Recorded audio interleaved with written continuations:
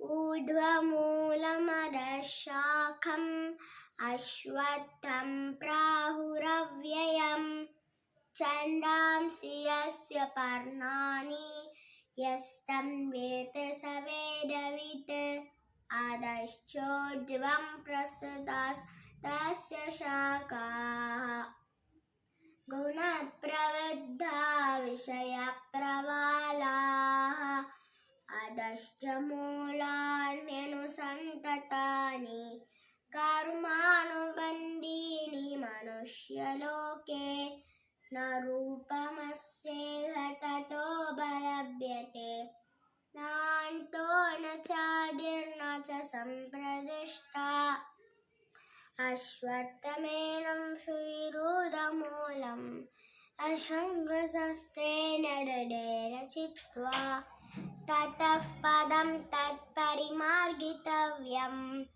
यस्मिन् कदा न निवर्तन्ति भूयः तमेव चाद्यं पुरुषं प्रपद्ये यतः प्रवृत्तिः प्रसृता पुराणी निर्माणमोहाजितसङ्गदोषाः अध्यात्मनित्या विनिवृत्तकामाः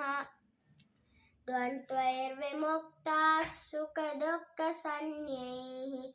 गच्छन्त्यमूढाः पदमव्ययं तत्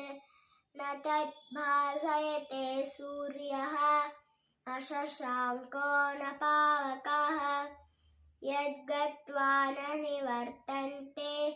तद्धाम परमं मम ममैवांशो जीवलोके जीवभूतः सनातनः मनश्चान्येन्द्रियाणि प्रकृतिस्थानि कर्षति शरीरं यदवाप्नोति यच्चाप्युत्क्रामतीश्वरः गृहीत्वैतानि संयाति वायुर्गन्धानि वासयात् श्रोत्रं चक्षुस्पर्शनं च रसनं घ्राणमेव च अधश्चाय मनश्चायं विषयानुपसेवते उत्क्रामन्तं स्थितं वापि भुञ्जानं वा गुणान्वितं विमूढानानुपश्यन्ति पश्यन्ति ज्ञानचक्षुषः यतन्तो योगिनः शयनं पश्यन्त्यात्मन्यवस्थितं यतन्तोऽप्यकृतात्मानः नैनं पश्यन्ति चेदसः यदादित्यगतं तेजः जगद्भासयतेऽखिलं यच्चन्द्रमसि यच्चाग्नौ तत्तेजो विद्धि मामकं घामाविश्य च भूतानि धारयाम्यहमोजसा पुष्णामि चौषधीः सर्वाः